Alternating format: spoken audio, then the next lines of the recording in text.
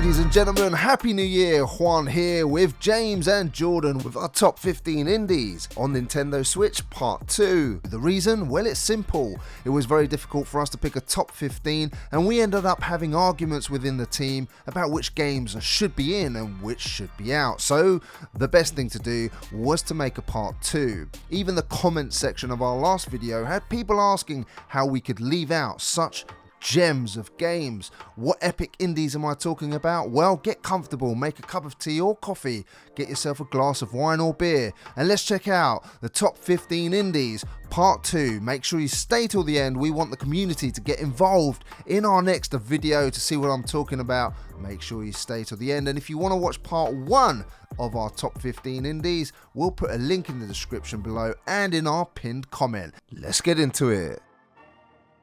If you want a challenging, non-linear world to explore, then this is the game for you. The combat is absolutely brutal. You can customise your build by discovering and equipping relics, rosary beads, prayers and sword hearts. Loads of combinations for you to find the best playstyle for you. Best of all are the boss battles, which are epic in scope and absolutely huge, dwarfing your character. This is a great game, especially for those that like worlds dark and twisted.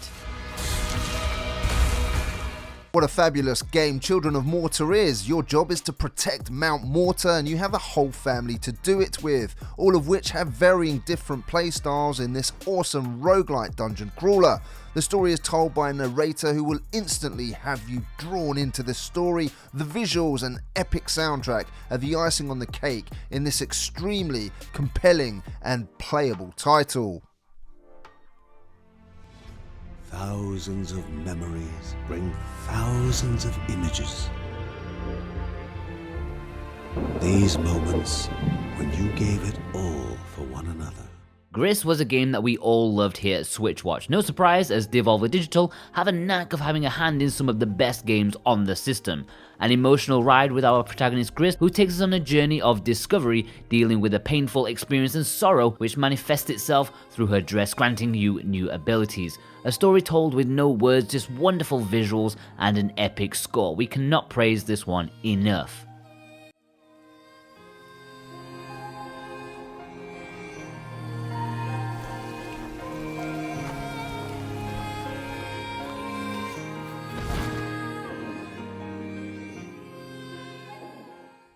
Ori and the Blind Forest is an indie game created by Moon Studios and was published by Microsoft. Such was their belief in the game, and so was this belief deserved, because what was created by Moon Studios was absolutely incredible.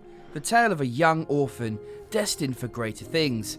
Here we have an action platformer with sublime hand-painted artwork, beautifully animated characters, and the musical score will blow you away, such as its wonderment to the ears. This is an emotional story which will touch you all.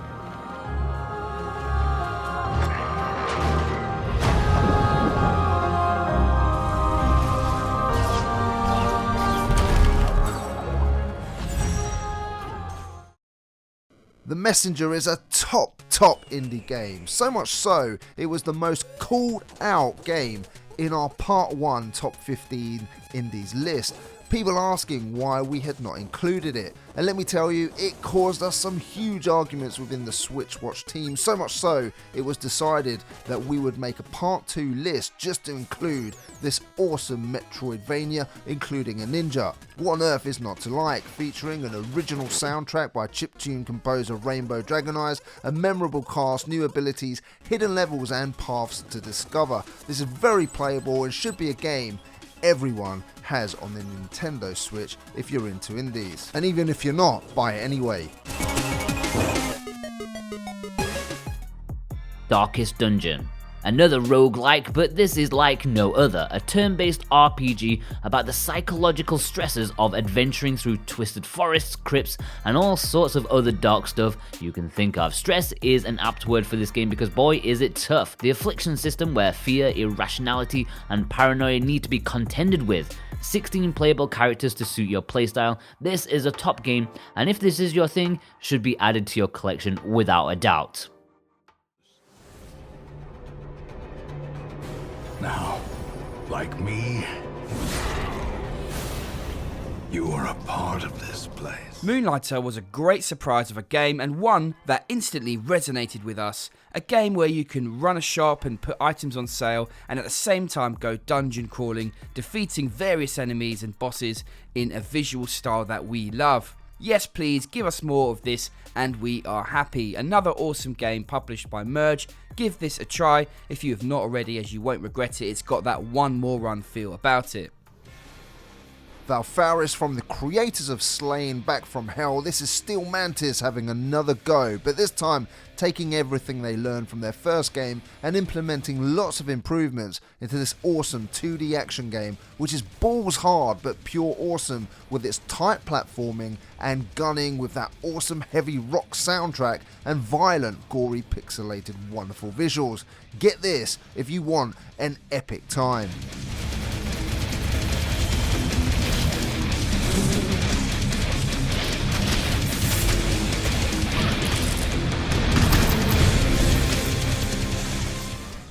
The Touryst is a wonderful action-adventure puzzle game which is just awesome. While the art style is not to everyone's taste in our team, it won us over with its surprises. For example, football practice or surfing were some highlights in this great little 8-hour adventure. There is some great adventuring to do here, and the game surprised us with its atmosphere, puzzling and exploring, all while having a load of fun minigames thrown in to keep you hooked all the way till the credits roll. A must buy.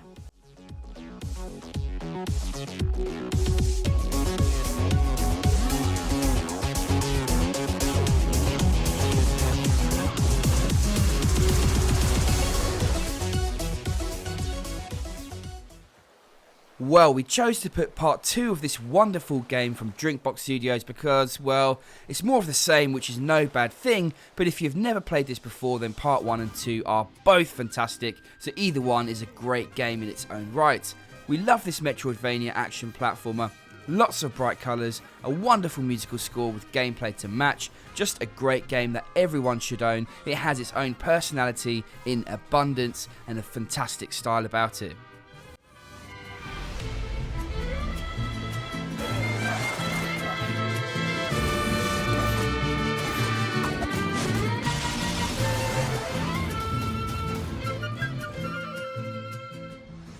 Katana Zero was a highlight of 2019 in the indie scene, especially for me, a game of such high quality, which we argued about for days about putting it in part 1 of our indie top 15 list. We had to hold some great stuff back though for our part 2 list, that's our excuse anyway. Katana Zero has a neo-noir setting featuring instant death, but no matter, as you start as quickly as you die in each wonderfully crafted level, each time learning more. It's honestly a wonderful display of acrobatics as you manipulate time to deflect gunfire, dodge, whilst able to manipulate enemies and environments with traps, explosives and all sorts of shenanigans. Leave no one alive as you uncover the story told through cutscenes woven into the gameplay, and check out our review by clicking the banner in the top right if you're still not sure.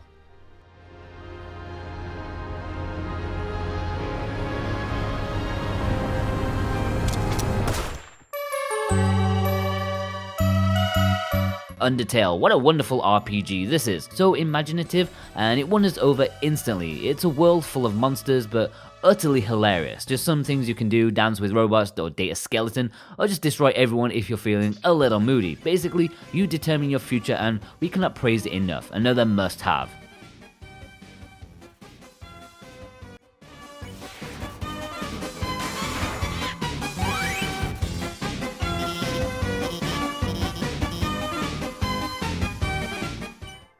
If you've not checked this out yet, then play the demo and we are sure it will hook you. This is a rhythmic action adventure that combines gameplay from the great Crypt of the Necrodancer, but with the setting and music from Legend of Zelda. It's just great in every way you can imagine and an absolute delight, which we all highly recommend. You cannot put this one down once you pick it up.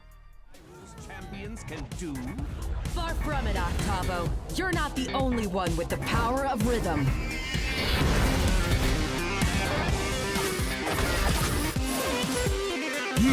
Perhaps, but with my beautiful creations, no one can stop me. My Friend Pedro is one quirky game and another hit from Devolver Digital. A sentient floating banana is just crazy, but combine that with one man's struggle to obliterate anyone in his path with what feels like a ballet, a dance of acrobatics, shooting, all in a combination of jumps, flips and twirls with some slow-mo thrown in for good measure that you can control. Throw in a motorbike chase and some physical puzzles, and this is one of the games I enjoyed most in 2019.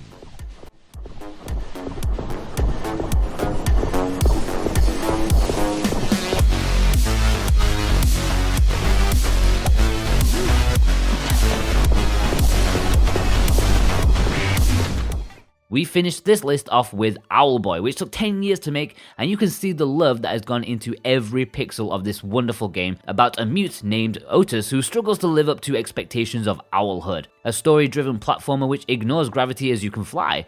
There are some nice dungeons to explore and challenging bosses to beat in this great adventure. We love the art, gameplay and music, and the price of just £11.39, it's currently a must-own.